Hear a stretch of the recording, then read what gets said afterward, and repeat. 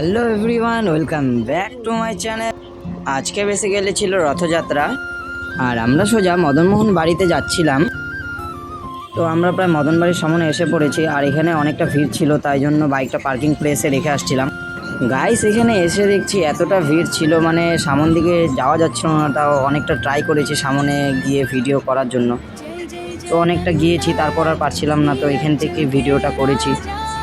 আর এই মদনমোহন বাড়ির রথটা খুব সুন্দর করে সাজিয়েছে, আর চারিদিকে এতটা ভিড় ছিল, সবাই অনেক দূর দূর থেকে এসেছে এই মদনমোহন বাড়িতে জগন্নাথ দেবের দর্শন করতে।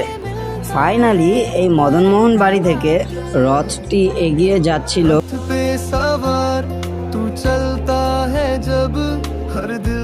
আর এই রথটি সারা কোচবিহার ঘুরে সোজা চলে যাবে গুঞ্জবাড়ির দিকে।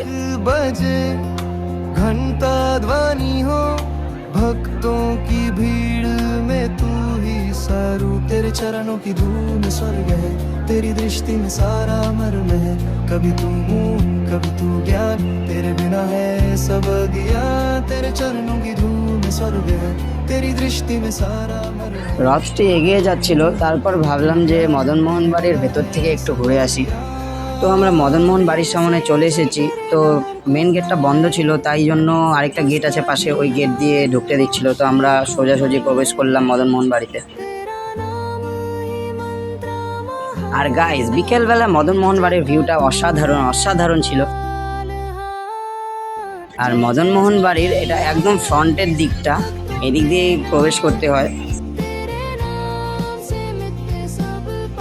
তারপর শুনলাম নাকি বাইরের দিক দিয়ে আরেকটি রথ যাচ্ছে, তো দেরি না করে সরাসরি সেখানে আমরা পৌঁছে যাই।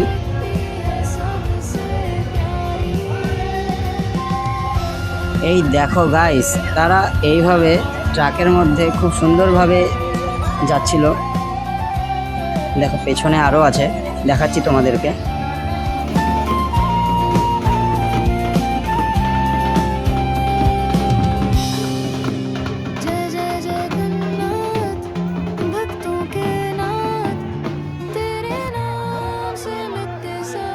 মদনমোহন বাড়িতে অনেকটা ভিড় ছিল, আর ভেতর থেকে সব কিছু দেখা যাচ্ছিল না, তাই আমরা সরাসরি বাইরে চলে আসি। আর বাইরে জগন্নাথ দেবের প্রসাদও দিচ্ছিল।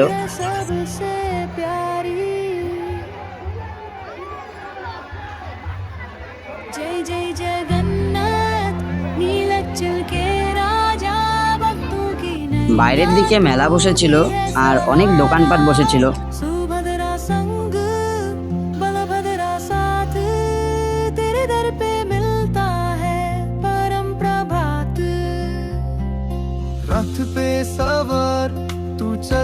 প্রায় আমাদের জগন্নাথ দেবের দর্শন করা হয়ে গেছে, আর মদনমোহন বাড়িতে যা যা ছিল সবকিছু দেখা হয়ে গেছে, আর পুরো মেলাটাও ঘোরাঘুরি সবকিছু হয়ে গেছে। আর এটা হচ্ছে বৈরাগী দিঘি, মদনমোহন বাড়ির ঠিক পাশেই রয়েছে। ব্লগটা এতখানি ছিল, ভালো লাগলে লাইক কমেন্ট শেয়ার করে দিও। Tata, by.